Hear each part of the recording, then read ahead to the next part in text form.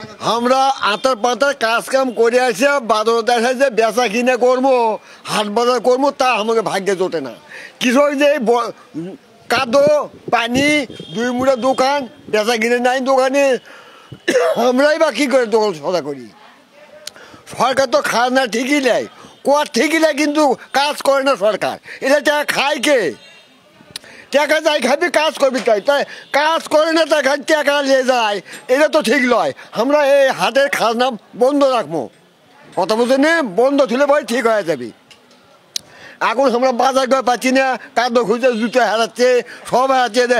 পানি যা আনলাচ্ছে দেখিচ্ছে নাকি সরকার, পানি যে আনলাচ্ছে না দেখিচ্ছে না।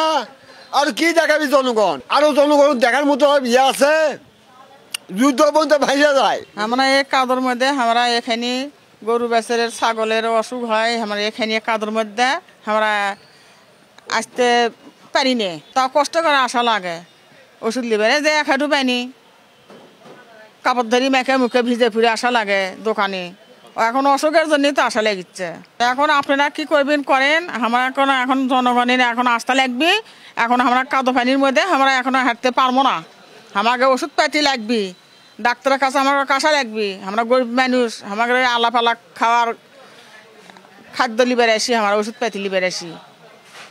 কাদো পানি ভেঙে আসা লাগে, বহু দূর থেকে এসে গাড়ি থেকে নেমে এসে কাদো পানি খোঁচা লাগে।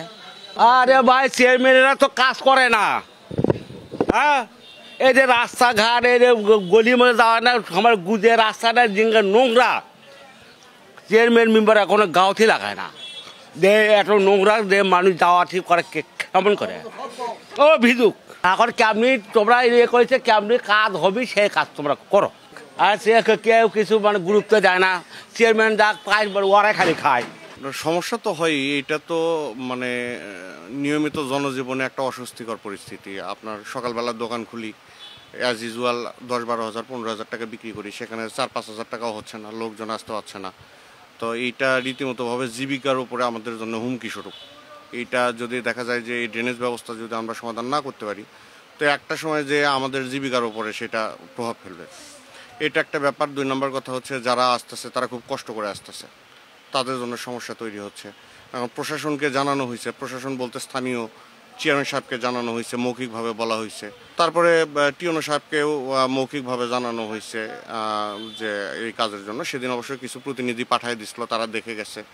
এখন আমরা তো বারবার হাট কমিটি বলতেছি, তারা আমাদের কাছে টাকা নিতে আসে, তাদের বলি যে ভাই আমাদের এই জায়গাটা ক্লিয়ার করে দাও, আমাদের এখানে রুগী নেই, পত্র নেই, কিছু নেই, তো আমরা তো টাকা কিভাবে দেবো? তো ওনারা বলছে আমরা কাজ করে দেবো। আরে বাবার সমস্যা দেখেছেন, আমার দোকানদের অবস্থা কীরকম, তারপর ছবি তো দেখেছেন। যে এখন কি করবেন না সেটা আপনাদের ব্যাপার। তাহলে তারপর টাকা নেবো, কয়েকদিন টাকা তুলছে, তোলার পর থেকে আর টাকা তোলেনি।